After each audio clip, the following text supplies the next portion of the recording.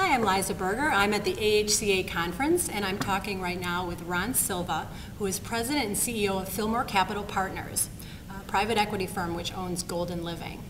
Ron, your company purchased Golden Living a few years ago, and how has that been in terms of an investment for you and your company? Well, the investment results of the company are sort of yet to be determined, since we have taken all of the profits that the company generates and actually reinvested them in the company. But I am pleased to say that our investors are more interested in healthcare investments today than they've ever been before.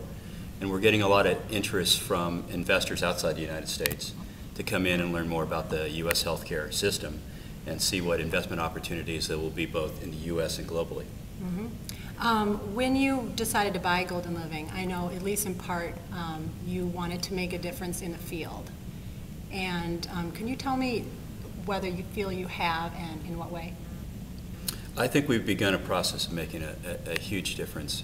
Our focus has been on quality care and really turning around the image of some of the larger companies that are in the skilled nursing space, to put quality first, to put patients first, and to not really talk about profits. So there shouldn't be this system that talks about profits over patients. It should be patients.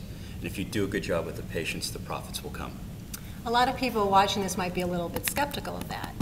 Obviously, private equity firms, which yours is, has been under a lot of criticism, and a healthcare reform bill that's in the works right now in Congress has a big section on transparency.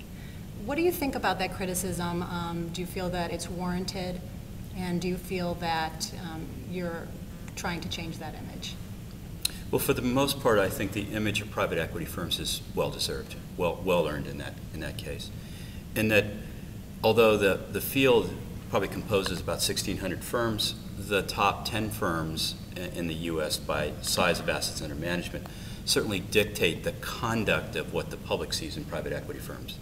However, as we stated to the government when they came in and asked us for information about our industry, in which we were the only private equity firm, in my understanding, that brought more than 20 boxes of information to the Government Accounting Office in their research. The question that Grassley asked about the impact of private equity on healthcare specifically, that if the person that they were talking to or asking these questions was Warren Buffett, no one would assume that it wasn't for the good of the patient and the quality of the system that Warren was involved in investing in this particular area.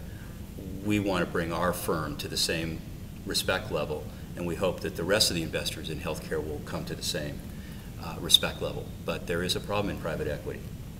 Thanks so much. I'd love to continue talking. Hopefully we'll be able to talk again. Thanks.